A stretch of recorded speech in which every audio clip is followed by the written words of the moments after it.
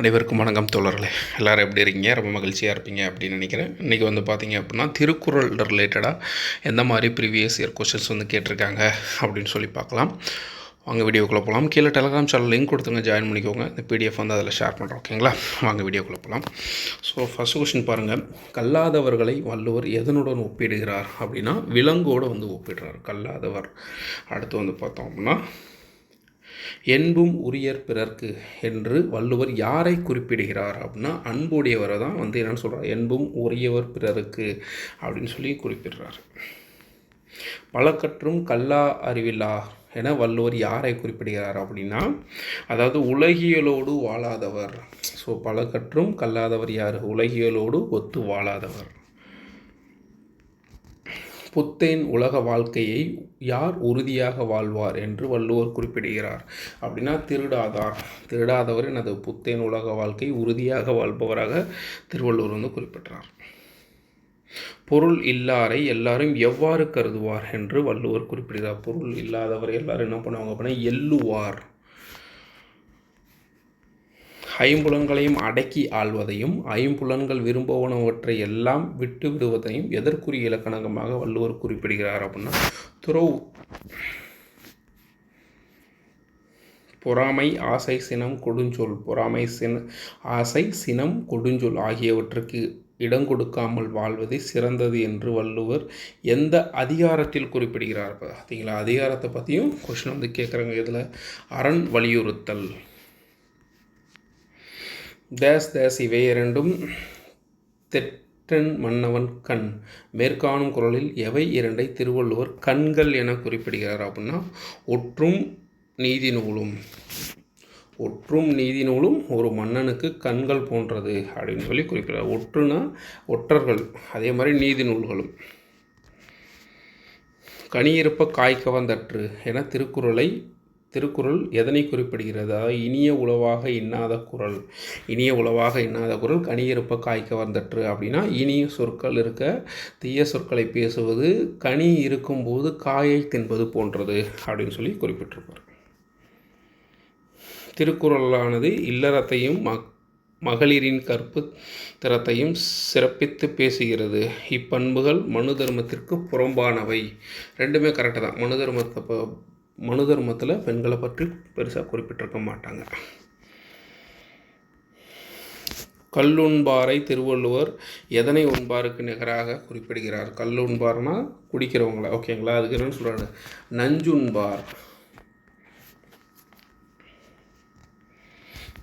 தெளிவு குருவியின் திருமேனி காண்டல் என்று உரைக்கும் பாடல் எது அப்படின்னா திருமாமந்திரம். இந்த லைனை குறிப்பிடுது. தந்தை மகன் காற்றும் நன்றி என திருக்குறள் எதனை குறிப்பிடுகிறது அப்படின்னா அவையத்து முந்தி இருப்பச் செயல். தந்தை மகன் காற்றும் நன்றி அவையத்து முந்தி இருப்பச் செயல். உயிருக்கு ஊதியமாக வள்ளுவர் எவற்றை குறிப்பிடுகிறார்? ஈதல், இசைப்பட வாழ்தல். உயிருக்கு ஊதியமாக வள்ளுவர் எவற்றை குறிப்பிடுகிறார் அப்படின்னா என்னது? ஈதல், இசைப்பட வாழ்தலை பற்றி குறிப்பிடுறாங்க. குன்றேறி யானை போர் கன்றாற்றல் எனும் உவமையை வள்ளுவர் எதற்கு பயன்படுத்தியுள்ளார்? அதாவது பொருள் உடையவர் செய்யும் செயல். ஸோ எந்த ஒரு தொழில் தொடங்கினாலும் எந்த ஒரு செயல் செஞ்சாலும் தன்னுடைய கையில் இருக்கிற பொருளை வச்சு அதை செய்கிறவங்க குன்றின்றி யானை போர் கன்றாற்றல், அதாவது பொருளுடையவர் செய்யும் செயலை பற்றி குறிப்பிடுகிறார். உறங்கி விழிப்பதை வள்ளுவர் எதனோடு ஒப்பிடுகிறார்? ஸோ பிறப்பு. உறங்கி விழிப்பதை வள்ளுவர் எதனோடு ஒப்பிடுகிறார்? பிறப்பு. நுண்ணிய நூல் பல கற்பினும் மற்றும்தான் உண்மை அறிவே மிகும் என்ற குறள் எந்த அதிகாரத்தில் அமைந்துள்ளது அப்படின்னா ஊழ் அப்படின்ற அதிகாரத்தில் அமைந்துள்ளது. பாடலை படித்துவிட்டு பொருத்தமான விடையை தேர்வு செய்க. வள்ளுவர் செய் திருக்குறளை மறவர நன்கு உணர்ந்தோர்கள் உள்ளுவாரே மனுவாதி ஒரு குலக்கொரு நீதி. இந்த பாடலை பாடியவர் மனோமுனி சுந்தரனார். ரைட்டு. எல்லா சாதியினருக்கும் பொது நூல் திருக்குறள் மனு நீதி எல்லா சாதிக்கும் பொதுவானதில்லை அப்படின்னு சொல்லப்படுது. கரெக்டு. பிறப்போருக்கு எல்லா உயிருக்கும் என்ற குரலோடு இந்த பாடல் வரி பொருத்த முடியாது. ரைட்டு. இந்த பாடல் மனோன்மணியம் என்னும் நாடகவியல் நூலில் இடம்பெற்றுள்ளது. ஸோ மனோன்மணியம் அப்படின்றது ஒரு நாடக நூல். அதுக்கப்புறம் பார்த்திங்கன்னா பிறப்போக்கு எல்லா உயிருக்கும் அப்படின்றது என்னது மனோன்மணியத்தில் இருக்கிற முதல் வார்த்தை. ஓகேங்களா. ஸோ இதில் வந்து அனைத்துமே சரியானது தான். தேஸ் உடைத்தாயின் இல்வாழ்க்கை பண்பும் பயனும் அது. மேற்காணும் திருக்குறளில் எவை இரண்டை திருவள்ளுவர் இல்வாழ்க்கைக்கு உகந்தது என குறிப்பிடுகிறார்னா அன்பும் அறமும்.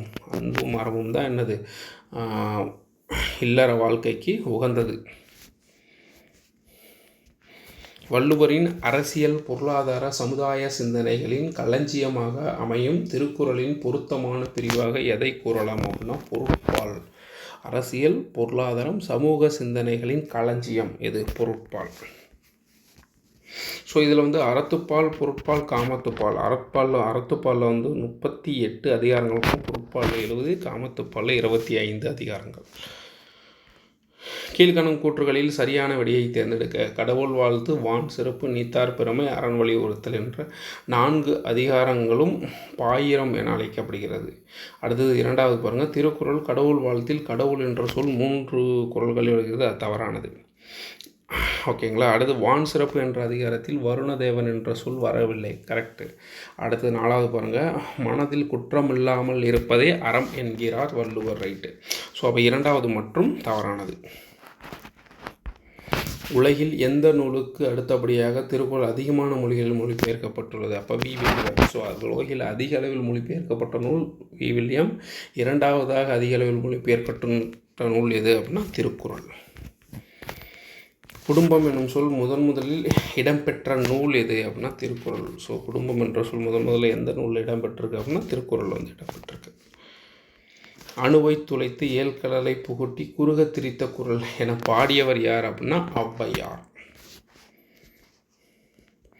கோடிட்ட இடத்தை நிரப்புக. வித்தும் இடல் வேண்டும் கொல்லோ விருந்தோம்பி மிச்சில் மிசைவன் புலம் அப்படின்னு சொல்லிட்டு திருக்குறளுடைய மீதி இருக்கிற பகுதி வந்து ஆட் ஆகிருக்குது. திருக்குறள் நீதி இலக்கியம் எனும் சாகித்ய அகாடமி பரிசு பெற்ற நூலின் ஆசிரியர். திருக்குறள் நீதி இலக்கியம் எனும் நூலுக்கு சாகித்ய அகாடமி பரிசு பெற்றவர் யார் அப்படின்னா காதா திருநாவுக்கரசு அப்படின்றவர் என்ன பண்ணுறாரு திருக்குறள் நீதி இலக்கியம் அப்படின்ற நூலை எழுதி அதுக்கு சாகித்ய அகாடமி பரிசு பெற்றிருக்காரு. இந்த எந்த இயர் அப்படின்னு உங்களுக்கு தெரிஞ்சால் கீழே கமெண்ட் பண்ணுங்கள். மண்ணுயிர்க்கு எல்லாம் இனிது எது? மண்ணுயிர்க்கு எல்லாம் இனிது தம்மின் தம் மக்கள் அறிவுடைமை. மண்ணுயிர்க்கு எல்லாம் இனிது எது? தம்மின் தம் மக்கள் அறிவுடைமை. ஊரின் நடுவே வளர்ந்து மருந்தாகும் மரத்தை வள்ளுவர் யாரோடு ஒப்பிடுகிறார் அப்படின்னா பெருந்தகையார்.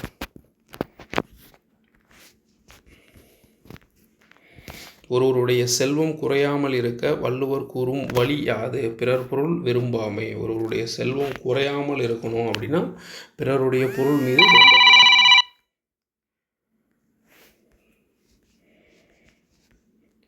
தகாத செயல்களில் ஈடுபடும் தவக்கோலத்தில் உள்ளவர்களை வள்ளுவர் யாருடன் ஒப்பிடுகிறார் அப்படின்னா ஹண்டர், அதாவது வேட்டுவர். அதாவது தகாத செயல்களில் ஈடுபடும் தவக்கோலத்தில் உள்ளவர்களை வள்ளுவர் யாருடன் ஒப்பிடுறார்? வேட்டுவர். யாழை விட இனிமையானது என்று வள்ளுவர் எதனை குறிப்பிடுகிறார்? அதாவது மழலை சொல்.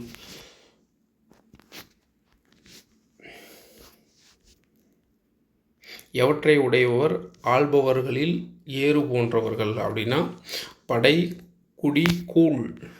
படை குடி கூழும் அது அமைச்சு நட்பு அரண் இதோ. ஸோ இது 2 தான் என்னது? எவற்றை உடையவர் ஆள்பவரில் ஏறு போன்றவர் அப்படின்னா படை குடி கூழ் அமைச்சு நட்பு அரண் இதெல்லாம் உடையவங்க. அப்போ 1, 2 தான் சரியான ஆன்சர். நாமம் கெட கெடு நோய் என்று வள்ளுவர் எவற்றை குறிப்பிடுகிறார் அப்படின்னா காமம் வெகுளி மயக்கம். நாமம் கெட கெடு நோய் என்று வள்ளுவர் எவரை குறிப்பிடுகிறார்? காமம் வெகுளி மயக்கம். கீழ்கணும் கூற்றுக்குரிய சரியான விடையை தேர்ந்தெடுக்க. பகல் வெல்லும் கூகை காக்கை யாக்கை நெடும்புள்ளும் வெல்லும் முதலை பிலிப்பை சாகடும் அச்சிரும் காலால் காலரின் நெறியாடும் அப்படின்னா 1 வந்து என்னது காலமறிதல், 2 மற்றும் 4 இடனறிதல், 3 வந்து வழியறிதல். ஸோ அதிகாரத்தை பற்றி குறிப்பிட்றாங்க. அல்லார்பட்டு ஆற்றாது அழுத கண்ணீர் என்ன செய்யும் அப்படின்னா செல்வத்தை தேய்க்கும். அல்லார்பட்டு ஆற்றாது அழுத கண்ணீர் என்ன பண்ணும்? செல்வத்தை தேய்க்கும். திருக்குறளில் மாந்தரின் உள்ளத்து உயர்வு எதனோடு ஒப்பிடப்படுகிறது அப்படின்னா வெள்ளத்தனைய மலர் நீட்டம். வெள்ளத்தனைய மலர் நீட்டம். திருக்குறள் அறத்துப்பாலில் உள்ள அதிகாரங்களின் எண்ணிக்கை எத்தனை? 38 அதிகாரங்கள். திருவள்ளுவர் திருக்குறளில் அதிகமாக வலியுறுத்தியது எதனை அப்படின்னா நட்பு. திருவள்ளுவர் வந்து திருக்குறளில் அதிகமாக எதை பற்றி அதிகமாக வலியுறுத்தியிருக்காரு அப்படின்னா நட்பை பற்றி அதிகமாக வலியுறுத்தியிருக்காரு. உலகத்தோடு ஒட்டி ஒழுகாதவர் பல நூல் கற்றிருந்தாலும் எதனை போல கருதப்படுவர் என வள்ளுவர் குறிப்பிட. அப்போ கல்லாதவர், உலகத்தோடு ஒட்டாதவர் எனது கல்லாதவருக்கு சமமானவர்.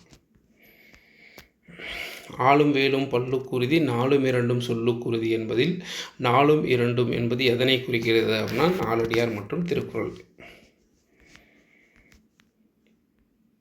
காமம், வெகுளி, மயக்கம் இவை 3 குற்றங்களும் இல்லாதவருக்கு எத்துன்பம் வராது என வள்ளுவர் குறிப்பிடுகிறார். பிறவி துன்பம். காமம், வெகுளி, மயக்கம் இது 3 குற்றங்களும் இல்லாதவருக்கு எத்துன்பம் வராது என குறிப்பிடுகிறார். பிறவி துன்பம். இதுக்கு மேலே ஒரு கொஸ்டின் பார்த்தோம். பிறவி துன்பம் எதனை துறந்தால் வராது என்று வள்ளுவர் குறிப்பிட்டார் அப்படின்னு சொல்லி பார்த்தோம். அது காமம், வெகுளி, மயக்கம் அப்படின்ற ஆப்ஷனில் கொடுத்துருந்தாங்க. இப்போ அப்படியே மாற்றி கொஸ்டின் கேட்டிருக்காங்க பாருங்கள். ஓகே நண்பர்களே, இந்த வீடியோ உங்களுக்கு பயனுள்ள வகையில் இருந்திருக்கும் நினைக்கிறேன். நன்றி நண்பர்களே, பாய்.